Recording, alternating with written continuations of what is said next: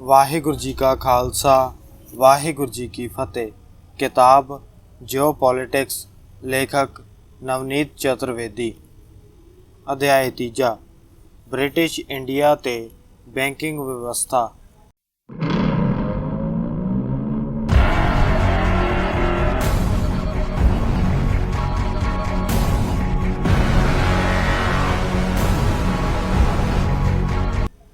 ਤੁਸੀਂ ਸਾਰੇ ਪਾਠਕ ਸੋਚ ਰਹੇ ਹੋਵੋਗੇ ਕਿ ਇਸ ਕਿਤਾਬ 'ਚ ਇਹ ਬੇਕਾਰ ਦੀ ਗੱਲ ਰਾਜਨੀਤੀ ਤੋਂ ਚੁੱਕ ਕੇ ਬੈਂਕਿੰਗ ਦੀ ਕਿਉਂ ਕਰਨ ਲੱਗ ਪਿਆ ਹੈ। ਤਾਂ ਇਹ ਬਿਨਾਂ ਕਾਰਨ ਨਹੀਂ ਹੈ। 1844 'ਚ ਬੈਂਕ ਚਾਰਟਰ ਐਕਟ ਪਾਸ ਕੀਤਾ ਜੋ ਬੈਂਕ ਆਫ ਇੰਗਲੈਂਡ ਨੂੰ ਨੋਟ ਕਰੰਸੀ ਛਾਪਣ ਲਈ ਅਧਿਕਾਰ ਦਿੰਦਾ ਸੀ। ਬੈਂਕ ਆਫ ਇੰਗਲੈਂਡ ਉਦੋਂ ਤੋਂ ਹੀ ਆਪਣੇ ਲਈ ਤੇ ਜਿਨ੍ਹਾਂ ਦੇਸ਼ਾਂ 'ਚ ਉਹਨਾਂ ਦਾ ਸਾਮਰਾਜ ਸੀ ਉਹਨਾਂ ਲਈ ਨੋਟ ਛਾਪਣ ਤੇ ਉਹਨਾਂ ਦੀ ਬੈਂਕਿੰਗ ਵਿਵਸਥਾ ਨੂੰ ਚਲਾਉਣ ਲਈ ਨੋਡਲ ਏਜੰਸੀ ਬਣ ਚੁੱਕਾ ਸੀ ਤੇ ਇਸ ਤਰ੍ਹਾਂ ਰੌਥਸਚਾਇਲਡ ਸਮੂਹ ਦੇ ਹੱਥ ਬੈਂਕ ਆਫ ਇੰਗਲੈਂਡ ਦੇ ਰਾਹੀਂ ਲਗਭਗ ਦੁਨੀਆ ਦੀ ਅਰਥ ਵਿਵਸਥਾ ਬੈਂਕਿੰਗ ਦਾ ਕੰਟਰੋਲ ਆ ਗਿਆ। ਸੋਵੀਅਤ ਰੂਸ ਤੇ ਕੁਝ ਹੋਰ ਛੋਟੇ-ਮੋਟੇ ਦੇਸ਼ਾਂ ਨੂੰ ਛੱਡ ਕੇ ਲਗਭਗ ਹਰ ਥਾਂ ਬ੍ਰਿਟਿਸ਼ ਸਾਮਰਾਜ ਹੀ ਹੋਇਆ ਕਰਦਾ ਸੀ। 1851 ਤੋਂ 53 ਦੇ ਦੌਰਾਨ chartered bank of England Australia ਤੇ ਚੀਨ ਦਾ ਗਠਨ ਹੋਇਆ। 19 ਦਿਨੀ 'ਚ ਭਾਰਤ ਤੇ ਹੋਣ ਵਾਲੇ ਵਪਾਰ ਜੋ ਮੁੱਖ ਤੌਰ ਤੇ ਅਫੀਮ ਤੇ ਕਪਾਹ ਸਨ ਉਸ ਦੀ ਬੈਂਕਿੰਗ ਵਿਵਸਥਾ ਨੂੰ ਬਣਾਉਣ ਲਈ ਬ੍ਰਿਟਿਸ਼ ਮਹਾਰਾਣੀ ਦੇ ਆਦੇਸ਼ ਨਾਲ ਇਸ ਦਾ ਗਠਨ ਹੋਇਆ। ਜੇਮਸ ਵਿਲਸਨ ਜਿਸ ਦੀ ਅਗਵਾਈ 'ਚ ਉਪਰੋਕਤ ਬੈਂਕਾਂ ਦਾ ਗਠਨ ਕੀਤਾ ਗਿਆ ਸੀ ਉਸ ਨੂੰ 1859 'ਚ ਬ੍ਰਿਟਿਸ਼ ਮਹਾਰਾਣੀ ਨੇ ਇੰਡੀਆ ਦੀ ਬੈਂਕਿੰਗ ਵਿਵਸਥਾ ਤੇ ਟੈਕਸ ਢਾਂਚਾ ਬਣਾਉਣ ਲਈ ਭੇਜਿਆ। ਇਸੇ ਦੌਰਾਨ 1853 'ਚ ਮਰਕੈਂਟਾਈਲ ਬੈਂਕ ਆਫ ਇੰਡੀਆ ਚੀਨ ਲੰਡਨ ਦੀ ਸਥਾਪਨਾ ਮੁੰਬਈ 'ਚ ਸਥਾਪਨ ਪਾਰਸੀ ਵਪਾਰੀਆਂ ਨੇ ਕੀਤੀ। ਬਾਅਦ 'ਚ ਅੱਗੇ ਚੱਲ ਕੇ ਇਹ ਸ਼ੰਘਾਈ 'ਚ HSB ਬੈਂਕ ਦੇ ਨਾਮ ਤੋਂ ਜਾਣਿਆ ਗਿਆ। ਇਸ ਚਾਰਟਰਡ ਬੈਂਕ ਨੂੰ ਬਾਅਦ 'ਚ 1969 'ਚ ਸਟੈਂਡਰਡ ਬੈਂਕ 'ਚ ਮਿਲਾ ਦਿੱਤਾ ਗਿਆ ਤੇ ਸਟੈਂਡਰਡ ਬੈਂਕ ਦੇ ਨਾਮ ਨਾਲ ਜਾਣਿਆ ਜਾਣ ਲੱਗਾ।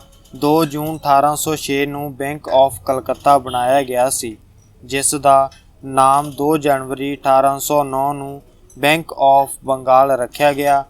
ਇਸੇ ਤਰ੍ਹਾਂ 1840 'ਚ ਬੈਂਕ ਆਫ ਬੰਬੇ ਤੇ 1843 'ਚ ਬੈਂਕ ਆਫ ਮਦਰਾਸ ਬਣਿਆ। 1921 'ਚ ਇਹਨਾਂ ਸਾਰਿਆਂ ਨੂੰ ਮਿਲਾ ਕੇ ਇੰਪੀਰੀਅਲ ਬੈਂਕ ਆਫ ਇੰਡੀਆ ਬਣਿਆ ਤੇ ਦੇਸ਼ ਦੀ ਆਜ਼ਾਦੀ ਤੋਂ ਬਾਅਦ 1955 'ਚ ਇਹ ਸਟੇਟ ਬੈਂਕ ਆਫ ਇੰਡੀਆ ਬਣਿਆ। 1935 'ਚ ਬ੍ਰਿਟਿਸ਼ ਸਰਕਾਰ ਨੇ ਰਿਜ਼ਰਵ ਬੈਂਕ ਆਫ ਇੰਡੀਆ ਬਣਾਇਆ।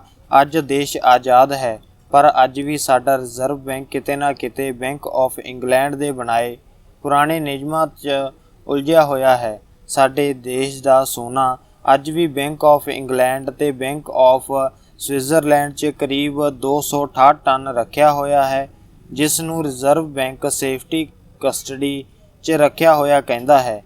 ਇਹ ਖੁਲਾਸਾ ਮਈ 2019 'ਚ ਮੈਂ ਹੀ RTI ਦੇ ਰਾਹੀਂ ਕੀਤਾ ਸੀ ਕਿ ਸਾਡੇ ਦੇਸ਼ ਦਾ ਸੋਨਾ ਬਾਹਰ ਦੇ ਵਿਦੇਸ਼ੀ ਬੈਂਕ 'ਚ ਰੱਖਿਆ ਹੋਇਆ ਹੈ।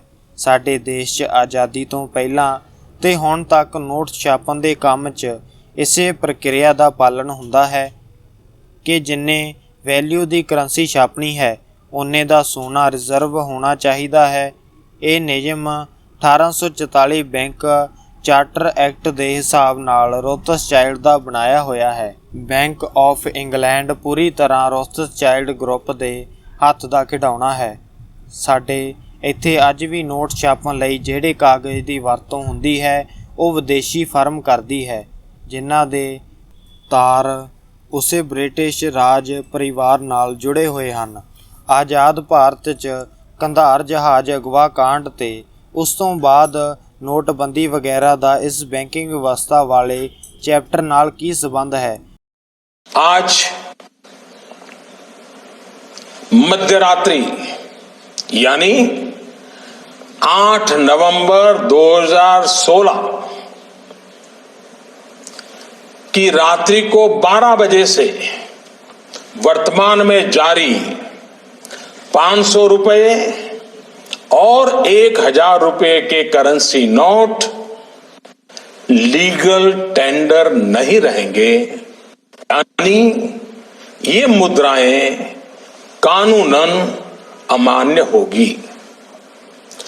500 और 1,000 रुपये के पुरानी नोटों के जरिए लेन देन की व्यवस्था आज मध्यरात्रि से उपलब्ध नहीं होगी। ਉਹ ਤੁਹਾਨੂੰ ਅੱਗੇ ਦੂਜੇ ਚੈਪਟਰ 'ਚ ਪੜ੍ਹਨ ਲਈ ਮਿਲੇਗਾ। ਇਸ ਤੋਂ ਪਹਿਲਾਂ ਇੱਕ ਭੂਮਿਕਾ ਬਣ ਜਾਵੇਗੀ, ਕੁਝ ਬੁਨਿਆਦੀ ਜਾਣਕਾਰੀ ਹੋਵੇਗੀ। ਇਸ ਲਈ ਇਸ ਚੈਪਟਰ ਨੂੰ ਕਿਤਾਬ 'ਚ ਥਾਂ ਦਿੱਤੀ ਗਈ ਹੈ। ਵਾਹਿਗੁਰੂ ਜੀ ਕਾ ਖਾਲਸਾ, ਵਾਹਿਗੁਰੂ ਜੀ ਕੀ ਫਤਿਹ। ਚੈਨਲ ਨੂੰ ਸਬਸਕ੍ਰਾਈਬ ਕਰਨਾ ਨਾ ਭੁੱਲਣਾ ਅਤੇ ਇਸ ਤਰ੍ਹਾਂ ਦੀ ਜਾਣਕਾਰੀ ਨੂੰ ਆਪਣੇ ਦੋਸਤਾਂ ਮਿੱਤਰਾਂ ਦੇ ਨਾਲ ਜ਼ਰੂਰ ਸਾਂਝਾ ਕਰਨਾ। ਵਾਹਿਗੁਰੂ ਜੀ ਕਾ ਖਾਲਸਾ, ਵਾਹਿਗੁਰੂ ਜੀ ਕੀ ਫਤਿਹ।